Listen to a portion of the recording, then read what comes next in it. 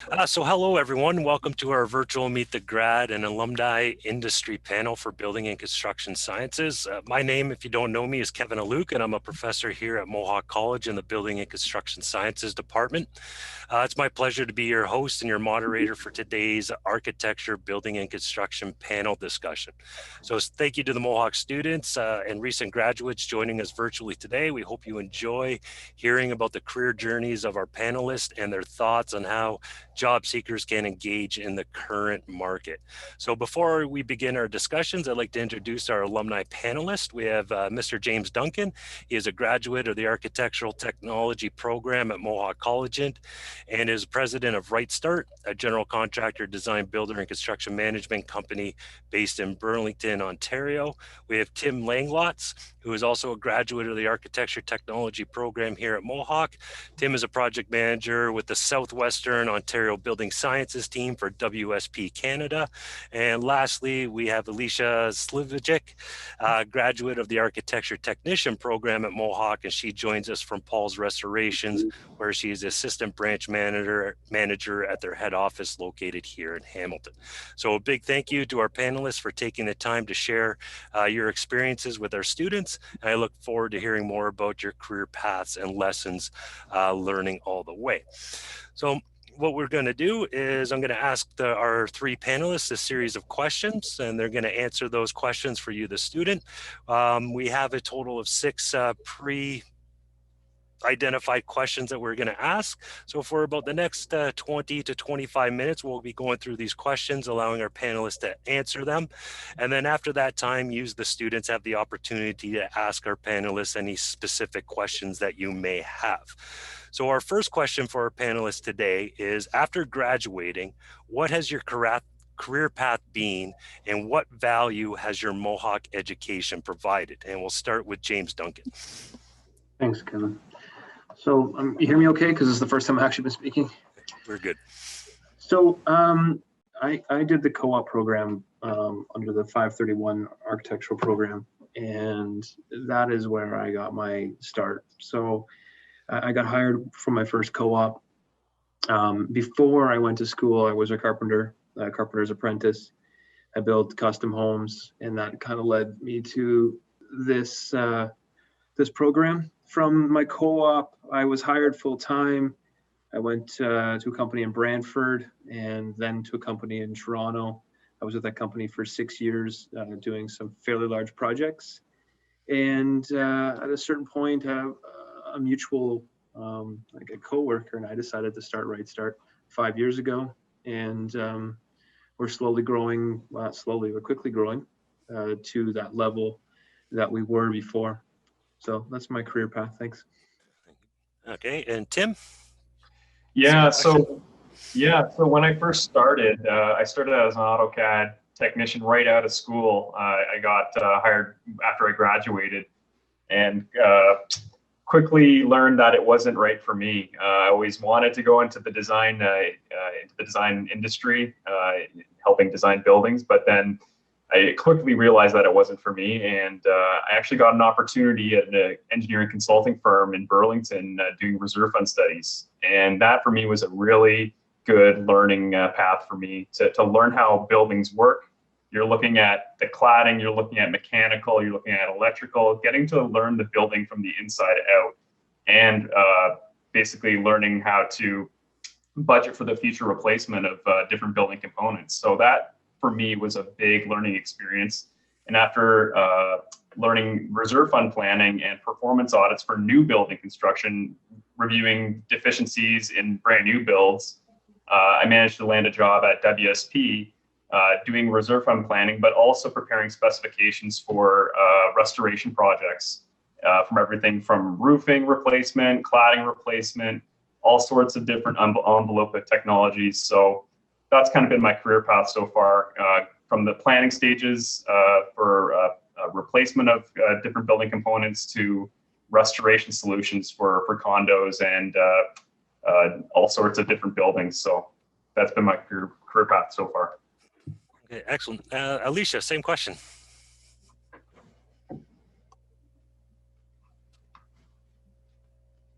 Have we lost Alicia?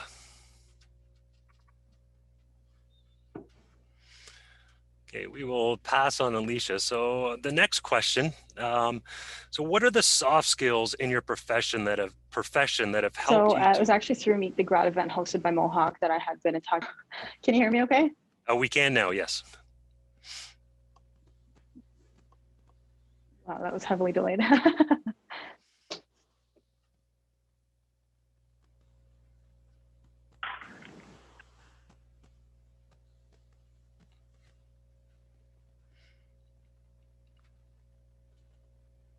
I think she's gone, Kevin. Okay, we'll wait. So question number 2, so this one we'll start with Tim this time. What are the soft skills in your profession that have helped you to succeed? Have you pursued additional education and training throughout your career? I think the biggest soft skills, or the biggest soft skill developer, is just being a fly on the wall during meetings with boards and with clients. Being there with peers for meetings and seeing how they interact with clients and contractors, seeing how the dialogue and how to speak and how to represent your company.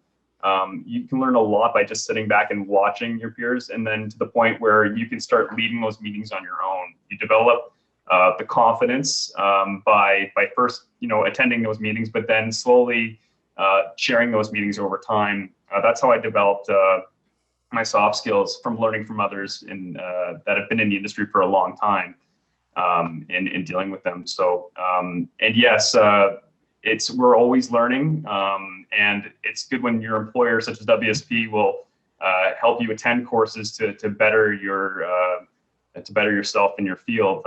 It comes, I guess, in terms of new technologies and project management skills.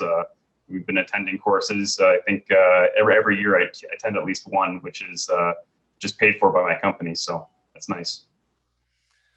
Okay, excellent. Alicia, hopefully we have you here for the second question. Fingers crossed, guys. So for the second question regarding the soft skills, I would say the best advice that I can give is work ethic. Work ethic is kind of what you use to get you through college, to get you through your courses, to get you to graduation. And I don't think that you ever should lose that coming out into the field. It's always the graduates or the potential employees for me that show signs of that in the interview process that kind of stick out to me. I think when you're hungry, you're coming out of college, it's super important to stay that way, because ultimately that's what lands you your job. That's essentially what keeps your eyes open for, picking up on new skills and applying them to your day-to-day work. Okay, excellent. Same question, James. I think the biggest soft skill that I've learned is really just figuring it out for yourself. I had like a trial by fire in my career, and then just became multiple trial by fires. And if you just are always asking for help and you're never going out to solve that problem on your own, you're not going to move up. You're going to end up in a position where you're going to be helpless. And it's okay to ask for help when you come to a point where it's costing too much time to try and figure it out on your own. But as a contractor, the biggest thing that I find is that our current staff and places that I worked in the past, they don't read the contract. So, they're just I did it this way 5 times or 20 times and it's been okay. Try doing that on a TTC project. You'll suffocate. So it's very important to try and figure things out for yourself first, and don't lie about it. If you don't know, you don't know. You'll get yourself fired really quickly if you land a position and you say, I got all this, and then you just start making mistake after mistake. But you can figure a lot of things out by reading a contract and using the internet. It's a great resource. Okay, excellent. So moving on to our next question is, what do you see as the coming trends in your sector that the new graduates should know about? So we'll start with Alicia for this one. So being in property restoration, I kind of like to explain it to people who haven't been exposed to it as blending construction with science. There's science aspects to how we would go about repairing a building versus just coming in and tearing things out. One of the nice things about the industry is I feel it's kind of recession proof. There's always a need for it. People, unfortunately, will always have events. There's always going to be crazy weather events or natural disasters that cause damage to buildings, whether they be residential or commercial. So it's kind of like a hidden gem. It's not something that I had initially envisioned for myself, but being involved in it, I think it's a really great place, especially for new graduates. It's a big learning opportunity to get your hands and your feet dirty and apply that moving forward. Excellent. Okay, James, same question. So, I'm sorry. The question that we're asking is. So, coming trends in your sector that new graduates. I have these listed, and they're now out of order. But so automation, whether it be small tool automation, large equipment automation, we're trying to get away with doing less work with trades. We're failing to find good workers in the workplace, specifically in construction. So automation is huge, and it will continue to get bigger. We've got dozers that can do. We don't personally, but we have dozers that our subcontractors use that are self-leveling. We've got one of our suppliers is now doing a product that's driverless. We see it in the farming industry as well. So it's all going to be a matter of time before we're going to be not necessarily the drywall trade. That trade's going to stay, but our building systems will change, specifically in the civil side of things, to automation. We're also dealing with software automation. So we're removing, unfortunately for you guys, we're removing people that don't necessarily need to be in administrative roles because we've got software like Procore. They replace and automate things that we don't have to manage on an ongoing basis. They put things in perspective quickly, not necessarily perspective, but they put everything at your fingertips so you can do and see everything in one spot. Instead of it taking 5 minutes, it takes a minute. Instead of it taking an hour, it takes 10. And it's very important because in this industry, we're slimming margins as we go, but at the same time, we're creating better buildings and we're creating and building better products for our clients by the use of the tools that are out there. So automation and just better products are where the trends are going to go, and I see it. That's how I see it. Yeah, excellent. And Tim, same question. It's funny. Mohawk College has the exact same slogan that WSP has, or I don't know if Mohawk still has a slogan, but future ready. That's something that WSP has been taking into account for the last couple of years. Designing building systems to meet current but future codes. With changing climatic data, you notice that rainstorms are getting much worse. Temperatures there's higher temperatures. So designing a roof, that can withstand the rainfall, the increased rainfall. That's something that we're designing for. We're designing buildings that are designed for the future. That's one thing that we're taking into account more seriously when we're providing options for restoration solutions. We're providing not only the base option, but we're also providing the upgraded option for buildings to consider. It's a little bit more expensive, but to put it in that value where you don't have to replace windows farther down the road, it makes sense to have that planning to plan for the future. And codes are constantly changing. So to be ahead of the game in that respect is a big advantage and something that provides a lot more value to our clients. Excellent. So it brings us to our next question here. What resources should new graduates use to find work in the field? Examples, people, and places to turn to. So we'll start with James. It's tough, right? Use your co-ops. I mean, that's the biggest thing. If you have a co-op program, that is the best 4-month interview you're going to get. We hire 4 co-op students a semester. Some of them have come back to us in full-time employment, and even if they don't come back to us, they have some skills to get them into the construction industry. And a lot of those skills are transferable to the consultant side as well. I would, if you're trying to find a job at a college and you got the right mindset, I mean, I wouldn't do it today because of the pandemic, but just show up with a resume. 10 out of 10 times I'll interview you.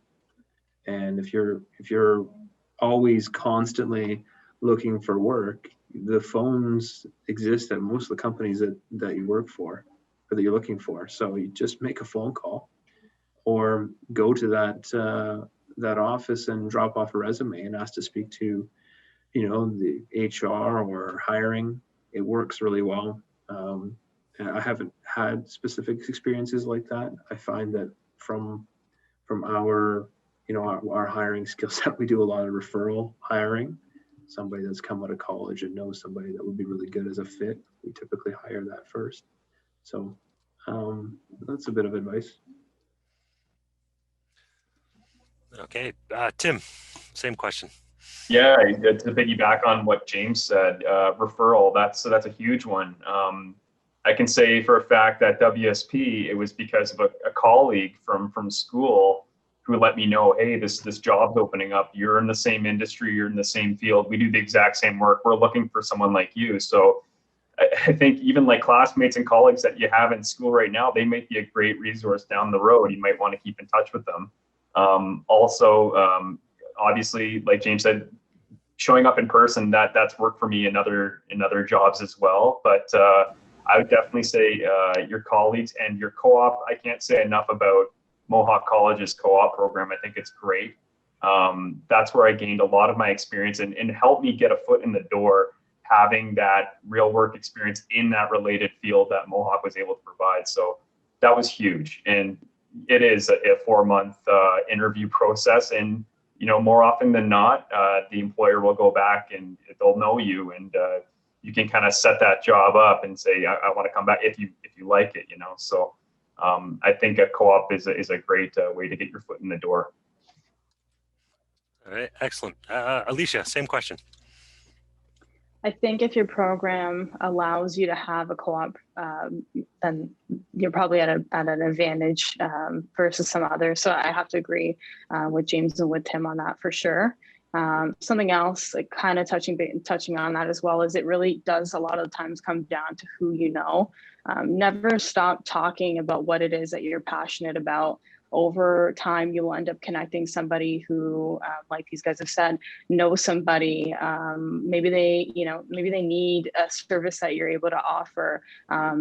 I just stay hungry. Like if it's work that you're after, you're passionate about what it is that you want to do, don't give up on that. Just keep hustling, attending, calls like such as this one, Meet the Grad. This is where I initially got into the field. It was after one of these that I had, landed my first job, and that's taken me, to great lengths that I'm really, really grateful for. Your profs, being a good student and just overall being easy to work with and easy to get along with. Like those are people skills. They cannot be taught. Take those with you and run. That's the best advice I got for you. Yeah, so excellent. Yeah, another question that I just want to add in. I'm going to jump in. I'm not sure if I'm allowed to do this, but I'm going to. One thing I talk to a lot of my students about is, because I've got 2 of you that are in kind of hiring positions here, maybe even Tim as well, but looking at job postings and you're seeing those like 5 to 10 years experience, but telling my students to apply for those ones as a result of that company may be hiring somebody internally from a junior position up, and then now they have a vacant junior position. What's your thoughts on that? We'll just go around the panel quick, James, to see if that's kind of a strategy, more of weeding out this, applying for something that you're not experienced for in hopes of something underneath. James. So I never throw out any resumes, ever. I'll flag at resumes that are unqualified, that I'll never see again. They show up as a red. We use a product called Indeed for our hiring, and all the resumes stay there. So we'll flag unqualified candidates. if you want, you're hiring for that project manager position, and the guy that works at the pizza shop's applied for, is probably not going to work out. But your ability, I look at resumes that I got a year ago, and I go, okay, what's that person doing now? You know, that they had a great, you know, we do aptitude tests just to kind of weed out, you know, the guys that are, you know, super, there's just tests of mechanical knowledge, but the idea that you're growing in your career, and that I can look back in time and see that resume, puts its added value. In fact, I'm doing it right now. I had 170 resumes for a project coordinator position, and I've hired 2 of those people off that list this week. So, and that was from October, and they weren't qualified to do that job, but now with the added value and how hungry we are for people, you know, it's changed things. Right, excellent. Alicia? I certainly have to agree. For us, it's really about the ones that stay consistent in terms of, I guess, applying and stuff like that, interviewing. I agree with you, Kevin. I don't necessarily think skipping out on applying for a position, especially if it's something that you can picture yourself doing. I feel like that kind of puts you in a different perspective. There will always be people applying for jobs that, like James mentions, maybe isn't qualified, maybe nowhere near qualified because they're just totally not into that realm of work. But honestly, go for it, because chances are, you know, there may be a position that they are hiring for that now you are qualified for, or, you know, that they can teach you the ropes. Or like, I've been in situations where employers have actually utilized my skills and learned what it was that I was able to provide to them. And actually, if you're lucky, created a custom position that utilizes your skills, but also to the benefit of the employer. Excellent. And Tim? I'm not sure what happened to my video. It looked like looks like I've been restricted. Anyway, yeah, like, what's the worst that can happen if you apply for a job that you're not qualified? I mean, the worst they can say is no or not reply to it, right? So it's really like, why not? You know, like you said, there might be an opportunity for you there. So I think it's always a good idea to apply. Okay, excellent. So down to our final question, and then we'll open this up the floor to the students and alumni to ask some questions, is what is one piece of advice or knowledge you wish you had known when you graduated from Mohawk? So we'll start with Tim. Yeah, so the one thing I want to say is your career path is not linear. You know, you never know where you're going to go. I always thought I was going to go into design, and I just want to say that you should really have the same level of effort for every course that you take. I know that you have your favorite courses, but you know, be motivated in all your courses, because you never know where your career path may lead. I think the Ontario Building Code course is a very important course. We're constantly referencing it. It's not the most or it's not, I guess, one of your favorite classes, but it's extremely important, and it's something that you should be invested in just as much as your other classes, because you use it every day. And I guess one thing that I would say is that you're constantly learning. I feel like once I graduated, that was just the start of my learning process. There's constantly new developing technologies every year. And you're constantly learning. So if you think you're done learning, you've got it all wrong. You're just starting to learn. So that's one thing I want to say to everyone that's graduating from the program or soon to. So yeah. Excellent. James? I would probably say it would be too late to go back and be an accountant. But the reality of it is that this is a lot of work. You know, being in the construction industry, I don't think I realized how much work and effort would have to go into it. So if you're not willing to put the time, and you're not willing to, you know, allocate your time resource towards your career, there are jobs for you. There are jobs for people that don't want to put in a 60-hour work week, and or take phone calls at 8:30 at night or at 4 o'clock in the morning. But you have to realize that the job's not going to wait for you to make a decision. It's either going to get delayed because you're not doing your job, or it's going to implode when you're not coordinating a shop drawing appropriately and it doesn't fit. If I would have known that it was going to be this much work to get where I am, I wouldn't change a thing. But I wish I would have known that you're going to be on the clock specifically as like a project coordinator, project manager in construction. You're on the clock. Superintendent's the same thing. You start at 7 o'clock. You're the first guy on the site, and you're the last guy to leave at 5 o'clock. You get to put extra 2 hours in every day. It's a lot of work, but it's super fulfilling. It's super rewarding, and there's a huge financial benefit to it, to yourself in the future, if you do it right and you put the work in. All right, excellent. And Alicia? A lot of great points made by James there. It goes right back to what I said about the soft skills, like that work ethic. That is what is going to get you through college, get you through grad, get you that first job, and continue. Like, don't ever lose that as you move through your career. Something that I wish I had known when I was in college was that the idea of where I thought I would be, or the idea of what I thought that I would be, is completely different now than it was in my head. So I think it's super important to keep an open mind, and to make sure that you're not counting yourself out, but you're also not counting out opportunities. Look at everything as a learning experience, and apply that. Like, take those skills, take the things that you learned from school, apply them to that first job, and from that first position, apply those to the next, whether it's at the same place or something else. Don't be afraid to try something new, but at the same time, don't forget to give it your all. All right, excellent. So panel, thank you for those questions. So a lot of good information there. So I'd like to thank our panelists. Excellent job. Thank you. Very, very insightful with your questions. Students, if there are anything available and you do want to kind of continue on, or if you have any questions, you could always reach out to Mr. Robichaud, your project coordinators, or myself. For students, a lot of you do not have me. So I'm just going to type my email available into there. You could always reach out for me if you have any questions.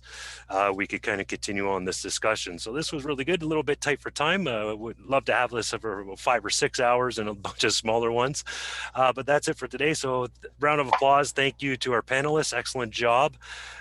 So I would say this was very, very informative from my side, and I'm sure that the students who are present would agree with the same aspect.